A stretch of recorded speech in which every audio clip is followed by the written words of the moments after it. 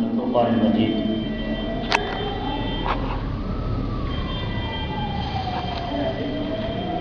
இன்றைய தராவில ஓதுன ஒரு முக்கியமான ஒரு ஆயத்து 3வது அத்தியாயம் 185வது வசனம். குல்லு நப்சின் தாயிகத்துல் மௌத், ஒவ்வொரு ஆத்மாவும் மரணத்தை சுவைத்தே தீரும். இது அல்லாஹ் சொல்லக்கூடிய ஒரு விதமே ஒரு தனி விதமா இருக்கு. ஒவ்வொரு ஆத்மாவும் மரணத்தை சுவைத்தே தீரும். சுவை அப்படிங்கிறது விரும்பி சாப்பிட்றது, சுவையா இருக்கு அப்படிங்கிறோம்ல. ஆனால் மரணத்தை யாராவது விரும்புவாங்களா? நல்லா என்ன சொல்றான், ஒவ்வொரு ஆத்மாவும் மரணத்தை சுவைத்தே தீரும் அப்படிங்கிறான்.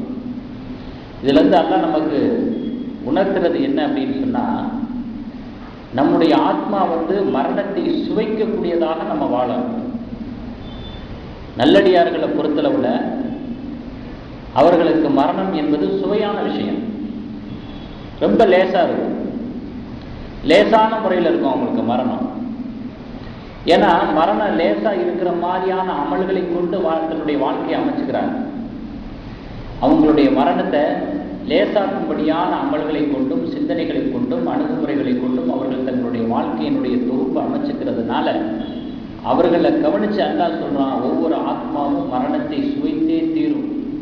இது நல்லடியார்களை கவனிச்சு சுவை, கெட்டடியார்களை கவனிச்சு அவங்க அதை சுவைச்சாலும் சரி சுவைக்கலாட்டாலும் சரி, அது அவங்களுக்கு கசப்பா இருந்தாலும் சரி இனிப்பா இருந்தாலும் சரி சுவைக்கப்படுவார்கள், அதை அவங்க அனுபவிச்சே தீர்வாங்க அப்படிங்கிற ஒரு தோரணையிலையும் அல்லாஹ் ஜல்ல ஜலாலுஹு இலக்கிய நடையில இந்த மரணத்தை பற்றிய ஒரு செய்தி அல்லாஹ் தஆலா நமக்கு இந்த ஆயத்துல சொல்லி காட்டுகிறார். மரணம் அடையாத எந்த ஒரு ஆத்மாவும் கிடையாது. ஒவ்வொரு ஆத்மாவுக்கும் மரணம் இருக்கிறது. மனுஷனுக்கு மட்டும்தான் மரணங்கிறது இல்லை, மரமட்டைகளுக்கு கூட மரணம் இருக்கிறது. மரமட்டைகளுக்கு கூட. ஏன்னா இன்னைக்கு கண்டுபிடிச்சிருக்கிறாங்க, புற்பூண்டுகளுக்கு உயிர் இருக்கிறது, செடி கொடிகளுக்கு உயிர் இருக்கிறது, மரம் செடி கொடி தாவரங்களுக்கு உயிர் இருக்கிறது, எல்லாத்துக்குமே உயிர் இருக்குது. இன்னைக்கு கண்டுபிடிச்சிருக்கிறாங்க. சாதாரண கல்லுக்கு கூட ஏதாவது ஒரு வகையில உணர்வு இருக்கிறது. அல்லாஹ் சொல்கிறான், வஇம்மின் ஷைஇன் இல்லா யுஸப்பிஹு பிஹம்தி, அல்லாஹ்வை தஸ்பீஹ் செய்யாத பொருள் இந்த உலகத்துல இல்லாம இல்லை. உலகத்தில் இருக்கக்கூடிய ஒவ்வொரு பொருளும் அது எதுவாக இருந்து விட்டு போகட்டும், அல்லாஹ்வை தஸ்பீஹ் செய்கிறது என்று அல்லாஹ் சொன்ன இந்த விஷயத்தை இன்னைக்கு ஆய்வுபூர்வமாக ஆராய்ச்சி பூர்வமாக கண்டுபிடிச்சிருக்காங்க. அப்போ ஒவ்வொரு பொருளுக்குமே ஒவ்வொரு ஆத்மாவுக்குமே மரணம் என்பது இருக்கிறது. அதே போல மரணத்துக்கு பயப்படாத உயிர் கிடையாது. எல்லா உயிர்களுமே எறும்புல இருந்து யானை வரைக்கும் எல்லாமே மரணத்துக்கு பயப்படும்.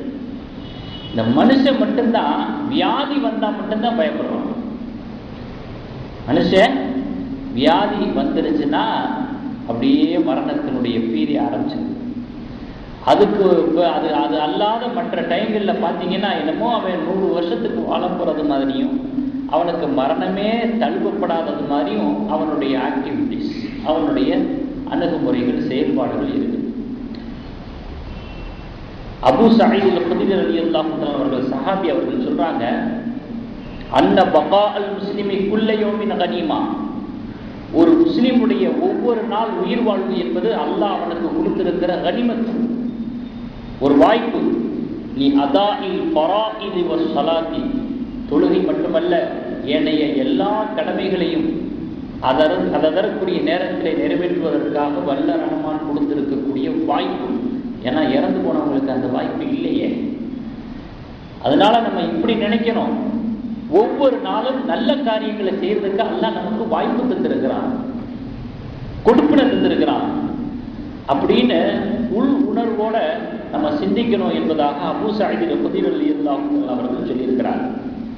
அல்லாஹ் 67வது அத்தியாயம் 2வது வசனத்துல சொல்றான், இதே மௌத்தை பத்தி சொல்லும் பொழுது, ஹலக்கல் மௌத்த வல் ஹயாத்த லியப்லுவக்கும் அய்யுக்கும் அஹ்ஸனு அமலா, உங்களில் அமல்களால் அழகானவர் யார் என்பதை பரீட்சித்து பார்ப்பதற்காக உயிர் வாழ்வையும் உயிர் துறவையும் நாம் படைத்திருக்கிறோம்.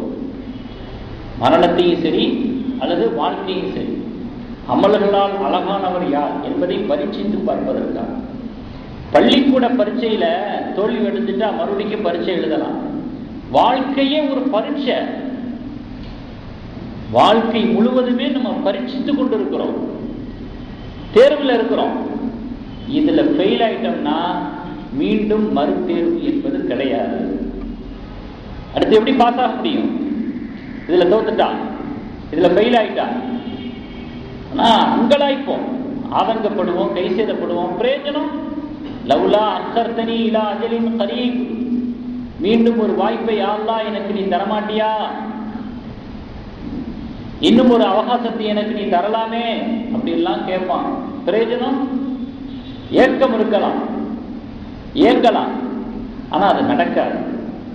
ஆகையினால வாழ்க்கை என்பது ஒரு பரீட்சை. இதுல ஃபெயில் ஆயிட்டோம்னா அடுத்து நம்ம பாஸ் ஆகவே முடியாது. அதற்கு பிறகு வரக்கூடிய தண்டனையை அனுபவிச்சுதான் ஆகும். அதனால தக்குவா இல்லாதவர்கள், இறை சிந்தனை இல்லாதவர்கள் மரணத்திலிருந்து தப்பிக்கிறதுக்கே பார்ப்பாங்க. மரணத்திலிருந்து தப்பிக்கிறதுக்கான சிந்தனையிலேயே இருப்பாங்க. மரணம் எப்படியும் வந்துதான் ஆகும், இருக்கிற வாழ்க்கையை ஒழுங்கா பயன்படுத்துவோம் அப்படிங்கிறது சிந்தனை வரவே வராது. ஹாஸ்பிட்டல்ல நம்புவாங்க, மருத்துவர்களை நம்புவாங்க, மருந்து மாத்திரைகளை நம்புவாங்க. தப்பு இல்லை, ட்ரீட்மெண்ட் பண்ணிக்கலாம், ஹாஸ்பிட்டலுக்கு போகலாம். ஆனால் நம்முடைய எண்ணங்கள் எப்படி இருக்கணும் அப்படின்னு சொன்னா, இதை கொண்டு அல்லாஹ் தஆலா இன்னும் கொஞ்சம் காலம் நம்ம உயிர் வாழ்வு நாடு இருந்தா ஒரு முயற்சி பண்ணுவோம் அப்படிங்கிற மாதிரி தான் இருக்கணும். நம்மகிட்ட அது இருக்கு, இது இருக்குது, பெரிய பெரிய நவீன கருவிகள்லாம் வந்துருச்சு, மருத்துவத்துல புதிய புதிய கண்டுபிடிப்புகள்லாம் வந்துச்சு, நமக்கு என்ன வேண்டாலும் நம்ம அந்த ட்ரீட்மெண்ட் பண்ணிக்கலாம். இப்படி ஒரு திண்ணக்கம் இருக்கக்கூடாது, நெஞ்செழுத்தம் இருக்கக்கூடாது. அது நல்லடியார்களுடைய தன்மை அல்ல. அதே நேரத்தில் ட்ரீட்மெண்ட் பண்றது ஹராம் ஒன்றும் கிடையாது, அது அனுமதிக்கப்பட்டது. அதனால மரணத்திலிருந்து தப்பிப்பதற்கான வழிகளைத்தான் தேடிக்கிட்டு இருப்பானே தவிர, இருக்கிற இந்த வாழ்க்கையை ஒழுங்குபடுத்துவோம், சீர்படுத்துவோம், சரிப்படுத்துவோம், முறைப்படுத்துவோம், அல்லாஹ்வுக்கு திருப்தி தரக்கூடிய ரீதியில எஞ்சிய நாட்கள் நம்ம கழிப்போம் அப்படிங்கிற அந்த சிந்தனை கெட்டடியார்களுக்கு வரவே வராது. அவர்களுக்கு உணர்த்துவதற்காகத்தான் அல்லாஹ் இன்னொரு வசனத்துல சொல்றான், ஐனமா தகூரு யுத்ரிக்கும் மௌத். அப்படியா? உன்னுடைய நம்பிக்கையெல்லாம் மருந்து மாத்திரைகளை கொண்டு நோக்கி இருக்கிறதா? பெரிய பெரிய ஹாஸ்பிட்டல்களை நோக்கி இருக்கிறதா? டாக்டர்களை நோக்கி இருக்கிறதா? காற்று புகாத இரும்பு கோட்டைக்குள் இருந்தாலும் மரணம் வந்தே தீரும். இரும்பு பெட்டகத்திலே இருந்தாலும் மரணம் வந்தே தீரும். அல்லாஹ் தஆலா சொல்றான், மனித வாழ்வே இல்லாத அண்டார்டிகா நாட்டில் இருந்தா கூட, அதுல உயிர் வாழ்ந்தா கூட வந்தே தீரும், எங்கேயும் தப்ப முடியாது. இது ரொம்ப கடின சித்த உள்ளம் படைத்தவர்களுக்கு அல்லாஹ் கடுமையாக செய்யக்கூடிய ஒரு எச்சரிக்கை.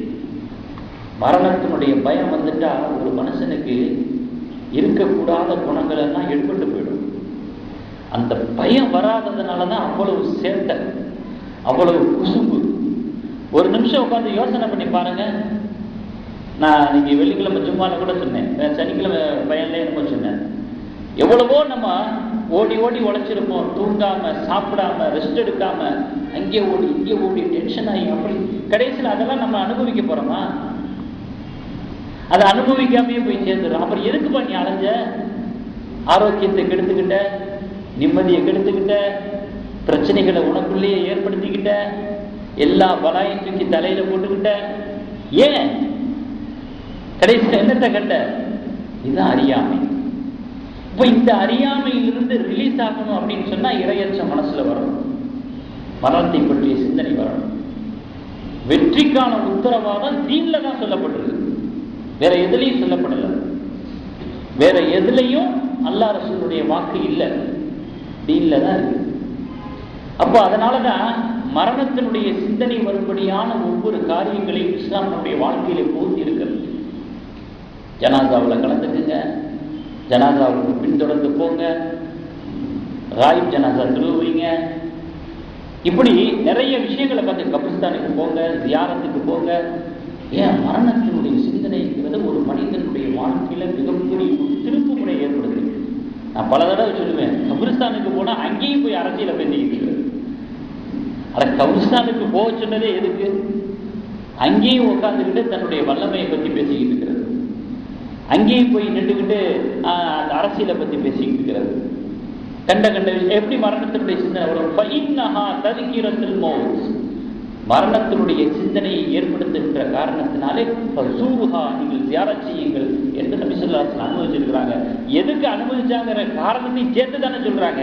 அப்போ அங்கே போய் நின்றுக்கிட்டு அவங்கள பத்தி இவங்கள பத்தி பேசிக்கிட்டு இருந்தா எப்படி மரணத்தினுடைய சிந்தனை வரும்? அதனால அல்லாஹ் தஆலா மௌத்தை பத்தி நிறைய வசனங்களை சொல்றான். அதுல இது ஒரு பிரதான வசனங்கள். இதா ஜாஅ அஜலுஹும் ஃபலா யஸ்தஅখিরூன சாஅத்தன் வலா யஸ்தக்திமூன், தவணை வந்துவிட்டால் முந்தவும் மாட்டாது பிந்தவும் மாட்டாது. சாப்பிட்ட சாப்பாடு தண்ணி தொண்டைக்குழி வரைக்கும் போயிடுச்சு, அதை இறங்குறதுக்கு டைம் இல்லை. அல்லாஹ்வுடைய தவணை முடிஞ்சிருச்சுன்னா அது இறங்காது, அது அங்கேதான் நிற்கும். அவ்வளவு கச்சிதமான நிர்வாகம் அல்லாஹ்வுடைய நிர்வாகம், ஒரு பிசுறு கூட கிடையாது.